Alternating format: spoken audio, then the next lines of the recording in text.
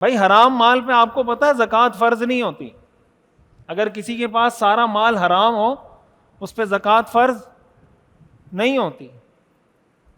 کیوں؟ اس لیے کہ اللہ کو ناپاک مال چاہیے نہیں. بھائی زکوٰۃ ہم اللہ کو تھوڑی دیتے ہیں، انسانوں کو دیتے ہیں، اپنے جیسے انسانوں کو دے رہے ہوتے ہیں زکوٰۃ. تو اللہ تعالیٰ کو تو صرف ہماری نیت، ہمارا تقوی چاہیے. اگر ناپاک مال ہے اللہ کو کیا ضرورت؟ اسی لیے حرام مال کا حکم یہ ہے کہ بغیر ثواب کی نیت کے اس کو صدقہ کر دیں. ایسے جیسے آپ گھر سے باہر کچرا پھینکتے ہیں، کچرا پھینکتے ہیں نا باہر گھر سے، تو ثواب کی نیت سے پھینکتے ہیں،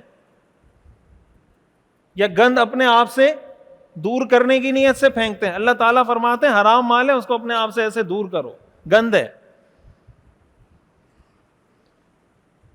نتیجہ یہ ہے اللہ کے رسول صلی اللہ علیہ وسلم کی سیرت سے دوری کا، کہ دین کا تصور محدود سے محدود تر ہوتا جا رہا ہے.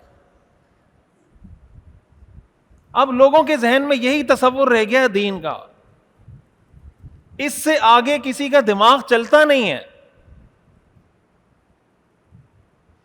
مثال کے طور پر دیکھیں قرآن کریم میں آتا ہے نا، وَأَعِدُّوا لَهُم مَّا اسْتَطَعْتُم مِّن قُوَّةٍ وَمِن رِّبَاطِ الْخَيْلِ تُرْهِبُونَ بِهِ عَدُوَّ اللَّهِ وَعَدُوَّكُمْ وَآخَرِينَ مِن دُونِهِمْ لَا تَعْلَمُونَهُمْ اللَّهُ يَعْلَمُهُمْ. اللہ تعالیٰ فرماتے ہیں کہ کافروں کے خلاف جتنی طاقت تیار کر سکتے ہو اتنی طاقت تیار کر کے رکھو. کیوں؟ ترہبون بہ عدو اللہ وعدوکم، اس کے ذریعے تم اللہ کے دشمن پر بھی رعب ڈالو گے، اپنے دشمن پر بھی رعب ڈالو گے. یہ قرآن کریم کی آیت ہے نا، قرآن کریم کی آیت ہے نا، سن رکھی ہوگی آپ نے، کہ دشمن کے خلاف جتنی طاقت تیار کر سکتے ہو تیار کر کے رکھو. اب اس آیت پہ عمل کیسے ہوگا آج کے دور میں؟ تھوڑا سا میں مثال سے سمجھا رہا ہوں تاکہ بات واضح ہو جائے. آج کے دور میں اس آیت پہ عمل کیسے ہوگا؟ آج کے دور میں عمل اسی طرح ہوگا نا کہ بھائی آج کے دور میں جنگ لڑنے کے لیے کون کون سی ٹیکنالوجی چاہیے؟ آپ کو میزائل چاہیے، آپ کو فائٹر جیٹ چاہیے، آپ کو ایٹم بم چاہیے، آپ کو بیلسٹک میزائل چاہیے، آپ کو کروز میزائل چاہیے، جو آپ کو چاہیے جنگ لڑنے کے لیے تاکہ دشمن آپ سے دبا رہے. آج کے دور میں سائبر سیکیورٹی ہے، آپ نے کیسے اپنی چیزوں کو سیکیور کرنا ہے، اپنے ڈیٹا کو آپ نے کیسے سیکیور کرنا ہے.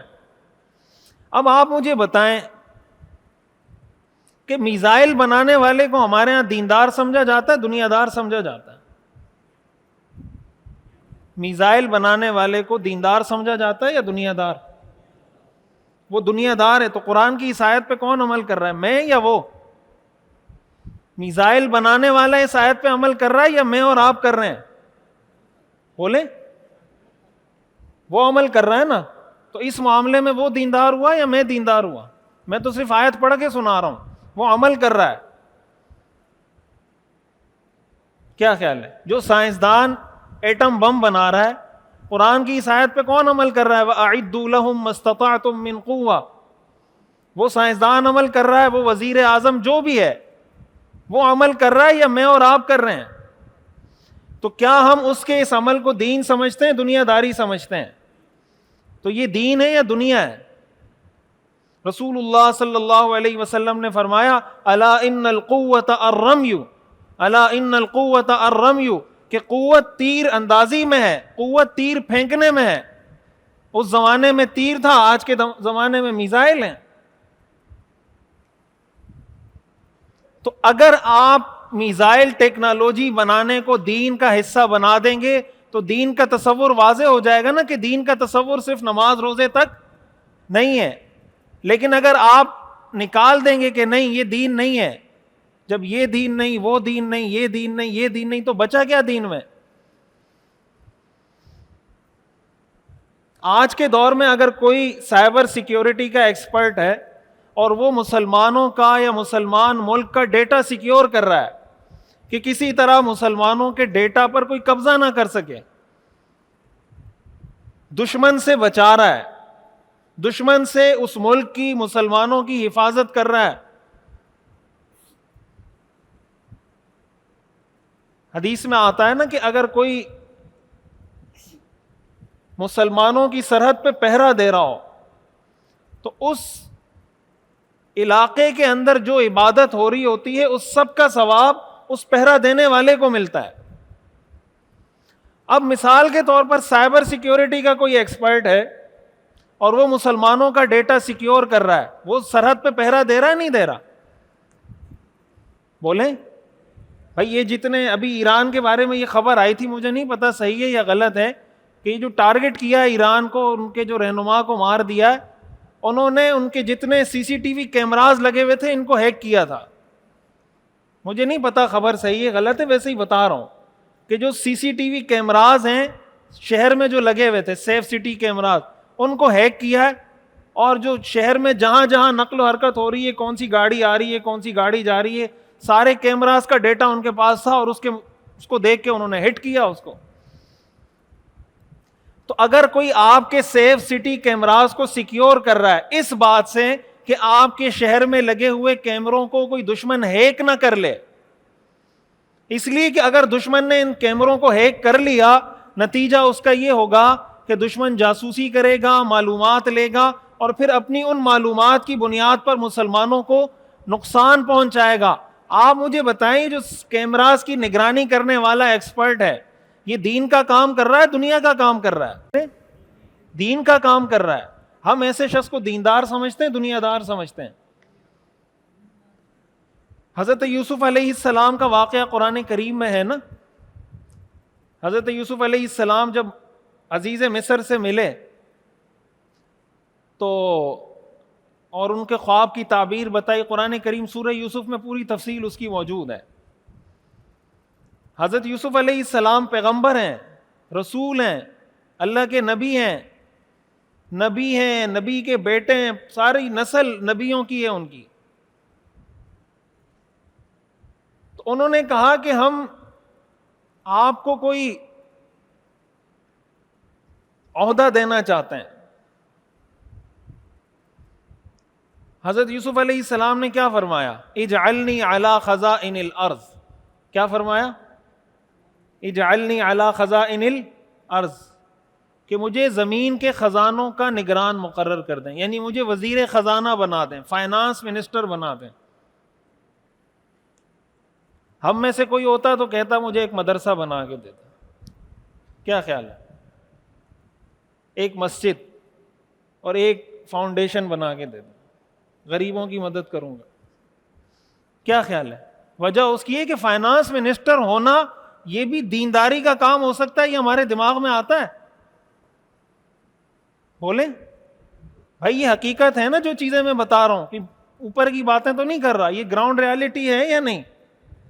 بھائی اگر ہمیں کہا جاتا, کوئی بادشاہ بلا کے ہمیں کہے وزیر اعظم کہ آپ مانگے جو مانگنا ہے, ہم کیا کہیں گے؟ بھائی اتنے ایکڑ کی زمین دے دے, میں نے مدرسہ بنانا ہے, مسجد بنانی ہے. حضرت یوسف علیہ السلام نے کیا فرمایا؟ اجعلنی علی خزائن الارض, مجھے فائنانس منسٹر بنا دیں. اب یوسف علیہ السلام کوئی عام آدمی نہیں ہے, پیغمبر ہیں, اور پیغمبر کا کام یہ نہیں ہوتا. پیغمبر کا کام لوگوں کو اللہ کی طرف بلانا ہوتا ہے. پیغمبر کو اللہ بھیجتے دنیا میں اس لیے ہیں کہ لوگوں کو اللہ کی طرف بلاؤ, یہ ان کی ڈیوٹی ہوتی ہے اللہ کی طرف سے. لیکن حضرت یوسف علیہ السلام کو پتا تھا کہ اپنی یہ ڈیوٹی اگر میں بہتر طریقے سے انجام دینا چاہوں, اس کے لیے جو بیسٹ آپشن میرے پاس ہو سکتا ہے وہ یہ منسٹری ہو سکتی ہے. کیوں؟ حضرت یوسف علیہ السلام کو پتا تھا کہ آئندہ قحط آنا ہے, اور جب قحط آئے گا لوگ مشکلات میں پڑیں گے, اور اگر میں اس کے لیے اچھی پلاننگ کر لوں گا اور ان لوگوں کو ان مشکل حالات میں سہارا دے دوں گا, یہ سب مجھ سے جڑ جائیں گے, اور جب مجھ سے جڑیں گے اللہ سے جڑ جائیں گے. حضرت یوسف علیہ السلام نے پلاننگ کی, خواب بتایا نا کہ تزرعون 7 سنین دأبا فما حصدتم فذروه فی سنبله, 7 سال کے لیے پوری پلاننگ بنا کے دی, پورا چارٹ بنا کے دیا بادشاہ کو. اور حضرت یوسف علیہ السلام کی وہ پلاننگ کامیاب ہوئی یا نہیں ہوئی؟ جو فیوچر پلاننگ تھی حضرت یوسف علیہ السلام کی وہ کامیاب ہوئی یا نہیں ہوئی؟ ان کے بھائی کیسے ملے حضرت یوسف علیہ السلام سے؟ وہ کیوں آئے تھے؟ حضرت یوسف علیہ السلام کے بھائی حضرت یوسف کے پاس کیوں آئے تھے؟ گندم لینے آئے تھے نا. گندم لینے کیوں آئے تھے؟ جب ساری دنیا میں قحط تھا، مصر میں قحط نہیں تھا. یہ پلاننگ کس کی تھی؟ حضرت یوسف علیہ السلام کی. ہمارے یہاں اگر کوئی فیوچر پلاننگ کی بات کرے کہتے ہیں یہ بھی انگریزوں سے متاثر ہو گیا. یہ بھی کیا ہو گیا ہے؟ انگریزوں سے متاثر ہو گیا. بھئی انگریزوں سے نہیں، حضرت یوسف علیہ السلام سے متاثر ہو جائیں. کس سے متاثر ہو جائیں؟ حضرت یوسف علیہ السلام کا واقعہ اللہ نے قرآن میں ذکر اس لیے کیا ہے کہ بھائی ان سے متاثر ہو جائیں، کر لیں کہ کوئی فیوچر پلاننگ کریں.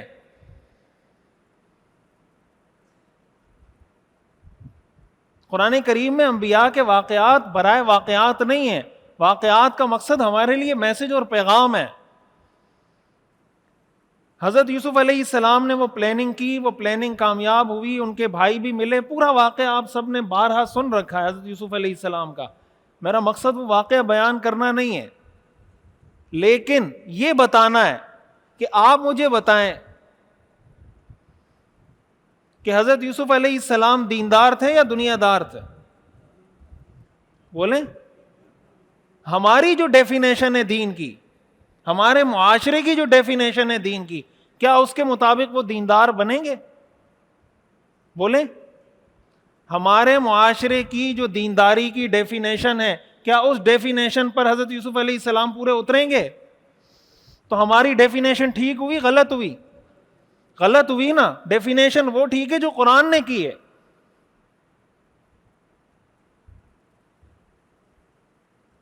قرآن اور سیرت سے دوری کا جو سب سے بڑا نقصان ہم آج اٹھا رہے ہیں وہ یہی اٹھا رہے ہیں کہ دین کا تصور اتنا محدود ہو گیا ہے، اتنا محدود ہو گیا ہے کہ 8 10 15 چیزوں سے آگے ہمارا دماغ جاتا نہیں ہے.